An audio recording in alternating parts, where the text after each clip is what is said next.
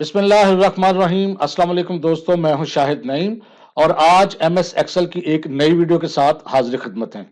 आज की इस वीडियो में हम देखेंगे कि किस तरह हम बेसिक कैलकुलेशंस कर सकते हैं अपनी एक्सेल की फाइल में, और ये कैलकुलेशंस जो हैं वो आपके ऑफिसेज में और शॉप्स में आपको काम करने में मदद देती हैं। इससे पहले कि हम अपनी वीडियो का आगाज करें, तमाम वो नए दोस्त जो हमारे चैनल पे नए हैं और उन्होंने अभी तक हमारे चैनल को सब्सक्राइब नहीं किया, आपसे गुजारिश है कि हमारे चैनल को सब्सक्राइब कर लीजिए और उसके साथ नजर आने वाले बेल के आइकॉन पर क्लिक करना मत भूलें। उससे ये होगा कि जब भी हम कोई नई वीडियो अपलोड करेंगे, आपको उसका नोटिफिकेशन मिलेगा और आप उससे फायदा हासिल कर सकेंगे। तो आइए बगैर ताखीर के अपनी वीडियो का आगाज करते हैं। तो दोस्तों, यहाँ पर मैंने एक वर्कशीट ओपन की हुई है और टाइम को बचाने के लिए कुछ डाटा इसमें एंटर किया हुआ है। ये बेसिकली आज जो हम बेसिक कैलकुलेशंस करेंगे, वहाँ पर मैंने आपको एक शॉप का जो है हिसाब किताब रखने का जो तरीकाकार है वो सिखाने की कोशिश करूंगा मैं। शॉप जब हम खोलते हैं तो आपको पता है सबसे पहले हमारे पास कुछ आइटम्स होती हैं। तो यहाँ पर मैंने एक कंप्यूटर शॉप के लिए आइटम्स लिखी हुई हैं, जैसे कि माउस है, कीबोर्ड है, पावर केबल है, यूएसबी है और स्पीकर्स वगैरह हैं। और इनकी परचेजिंग प्राइस है, परचेजिंग प्राइस यहाँ पर लिखी हुई है। और क्वांटिटी परचेज यानी कितनी तादाद में हमने वो चीज़ें खरीदी हैं। जैसा कि माउस हमने 100 रुपये का खरीदा है और 80 माउस हमने खरीदे हैं, लेकिन उसकी सेल प्राइस हम क्या रखेंगे, 110। इसी तरह कीबोर्ड हमने खरीदा था 250 का, 50 अगर हमने खरीदे तो 300 रुपये हम उसका सेल प्राइस रखेंगे। तो ये कंप्यूटर शॉप की एग्जांपल है, आप इसको इम्प्लीमेंट कर सकते हैं किसी भी शॉप पे और कोई भी चीज लिख सकते हैं। हम कैलकुलेशन करना असल में यहाँ पर सीखेंगे। जब हमारे पास परचेजिंग प्राइस है और सेल प्राइस है, तो यहाँ पे हम क्वांटिटी सोल्ड लिखेंगे कि कितनी क्वांटिटी बिकी है और यहाँ पर उसकी अमाउंट क्या निकलेगी, यानी टोटल क्या आएगा। बिल्कुल बेसिक सी कैलकुलेशन है। जैसे कि फर्ज करते हैं हम यहाँ पर 2 कीबोर्ड माउस जो है वो सेल करते हैं, 2। तो यहाँ पर आना चाहिए हमारे पास आंसर 110 ज़रब 2 यानी 220 रुपये। ये कैसे मुमकिन होगा? पहले हम इक्वल साइन दबाएंगे, उसके बाद हम यहाँ पर लिखेंगे D3 और मल्टीप्लाई का निशान डालेंगे। उसके बाद हम यहाँ लिखेंगे E3 और एंटर प्रेस कर देंगे। D3 मल्टीप्लाई बाय E3, तो यहाँ पर टोटल आ जाएगा। अब आप सिंपल ये कर सकते हैं कि इसको सिलेक्ट करें और कंट्रोल D प्रेस कर दें, तो ये तमाम कैलकुलेशंस परफॉर्म हो जाएंगी। आपको सिर्फ यहाँ क्वांटिटी एंटर करनी होगी तो टोटल खुद ब खुद आ जाएगा। अब वो कैसे आएगा जी? जैसे मैं यहाँ एक माउस खरीदता हूँ तो 110, 2 खरीदता हूँ तो 220, 5 खरीदता हूँ तो 550 टोटल आ रहा है। इसी तरह अगर कीबोर्ड को बंदा खरीदता है 3, तो देखें 300 के कीबोर्ड है तो 900। अगर कोई 2 पावर केबल्स खरीदता है तो 80 की है तो 160। यूएसबी 1300 की है, अगर कोई बंदा 2 खरीदता है तो 2600। इस तरह आप कोई भी एंट्री कर सकते हैं जो आपका दिल चाहे और उसके हिसाब से टोटल होता रहेगा। टोटल करने के लिए आप इज इक्वल टू सम का फंक्शन इस्तेमाल कर सकते हैं, या आप होम के ऊपर जाकर यहाँ पर ऑटो सम पे क्लिक करें तो यहाँ खुद ब खुद लिखा जाएगा, आप सिर्फ एंटर प्रेस कर दें, टोटल भी आपका आ गया। अब यहाँ हमें चाहिए बैलेंस स्टॉक। बैलेंस स्टॉक से मुराद ये है कि हमारे स्टॉक में 80 जो माउस थे उसमें से 5 सेल हो गए हैं, बाकी हमारे पास कितने होने चाहिए, यानी 75। बड़ा आसान सा तरीका है कि हम जो स्टॉक होगा उसमें से सेल वाला स्टॉक माइनस कर देंगे, यानी इज इक्वल टू हम लिखेंगे। सबसे पहले हम देखेंगे कि हमारा स्टॉक जो है वो किस में है। वो है जनाब आपका स्टॉक C3 में। तो हम C3 लिखेंगे, माइनस का निशान देंगे और यहाँ पर E4 यानी जितनी क्वांटिटी सेल की है वो उसमें से माइनस कर देंगे। तो आप देखें 75 आ रहा है, यानी हमारे पास 80 माउस थे, 5 हमने बेचे हैं, तो 75 उसका बैलेंस स्टॉक आ गया। अगर हम 5 की बजाय यहाँ 10 माउस सेल करते हैं तो यहाँ पर देखें स्टॉक हमारा खुद ब खुद 70 हो गया, टोटल भी चेंज हो गया और अमाउंट भी चेंज हो गई।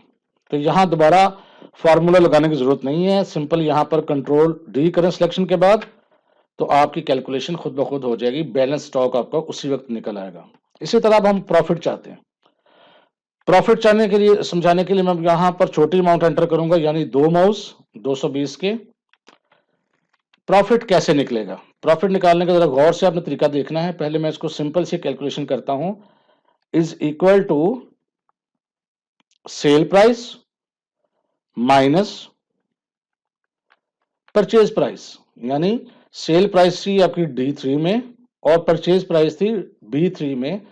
आपने उसको उसमें से माइनस किया तो आपके पास प्रॉफिट आ जाएगा। यानी एक 100 रुपए का माउस ले रहे हैं और बेच रहे हैं 110 रुपए का, तो प्रॉफिट फी माउस आपको आ रहा है 10 रुपए। लेकिन यहाँ पर प्रॉब्लम यह है कि हम 2 माउस सेल कर रहे हैं, तो उसको प्रॉफिट कैसे कैलकुलेट करवाएंगे। यहाँ पर मैं F2 प्रेस करूंगा ताकि मैं इस फार्मूले को एडिट कर सकूं।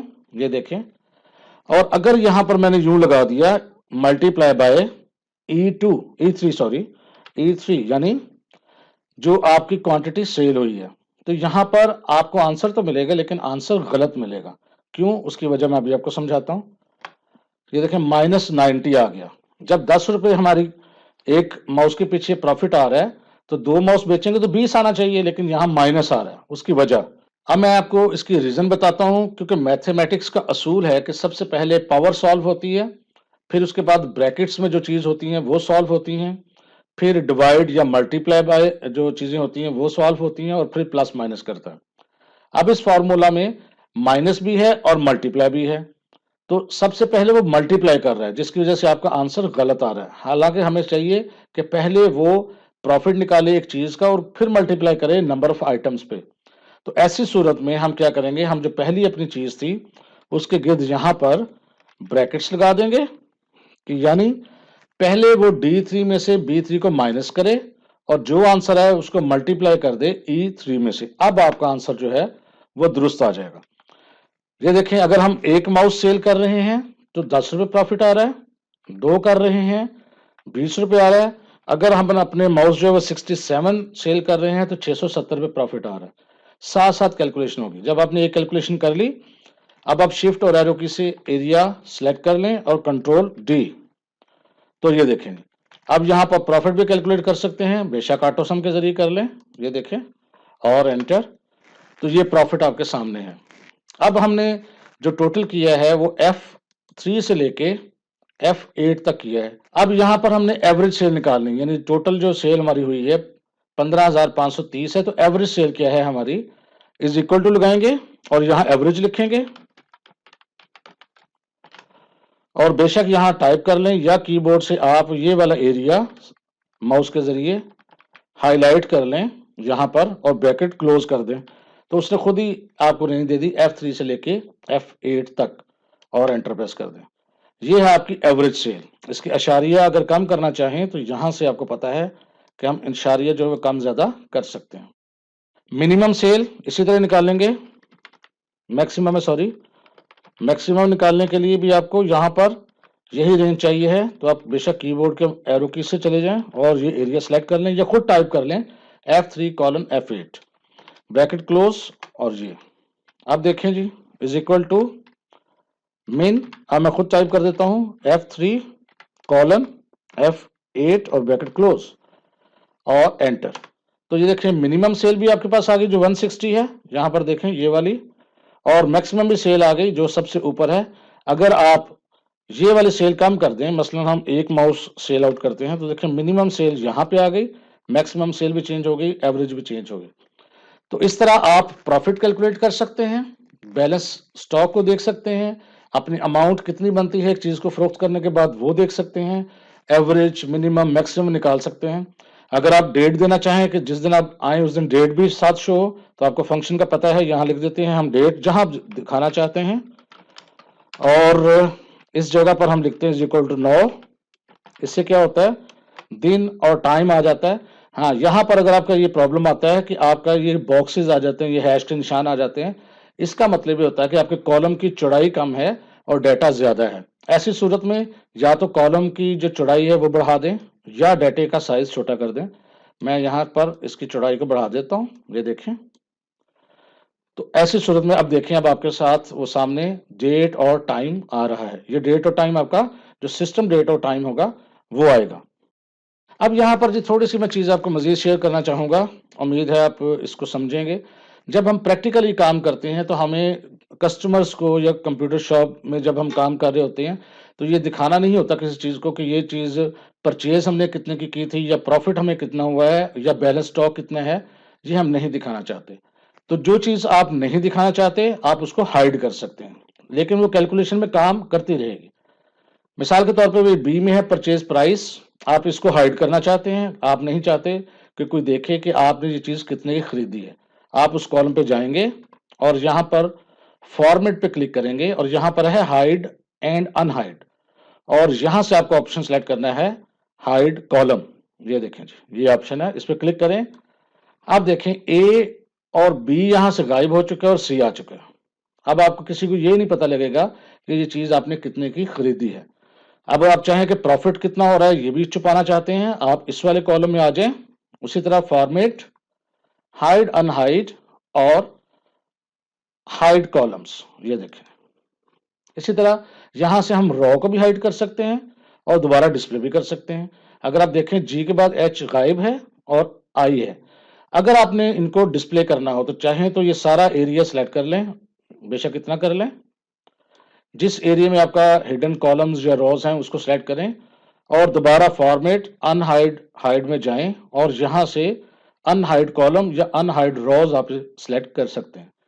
तो ये देखें डाटा आपका सामने वापस भी आ गया। तो इसमें एक और भी सवाल उठता है कि अगर कोई और शख्स भी इसको अनहाइड कर सकता है, बिल्कुल कर सकता है, लेकिन हमारे पास आगे चल के मजीद कुछ तरीके हैं जिनके जरिए हम अपना डाटा जो है प्रोटेक्ट कर सकते हैं, वो आगे चल के हम इंशाल्लाह देखेंगे। बस आज के लिए इतना ही। मैं उम्मीद करता हूं कि आज की इस वीडियो के जरिए आपने बेसिक कैलकुलेशंस को करने का तरीका सीख लिया होगा और कुछ ना कुछ नई चीजें भी सीखी होंगी और कुछ आपको रहनुमाई मिली होगी। अगर आप समझते हैं कि आपने इस वीडियो से वाकई कुछ सीखा है और ये वीडियो आपको अच्छी लगी है तो इसको लाइक कीजिए और शेयर भी कीजिए ताकि दूसरे लोग भी इससे फायदा हासिल करें। इंशाल्लाह ताला मिलते हैं नेक्स्ट वीडियो में कुछ नई चीज़ों के साथ। तब तक के लिए अल्लाह हाफिज।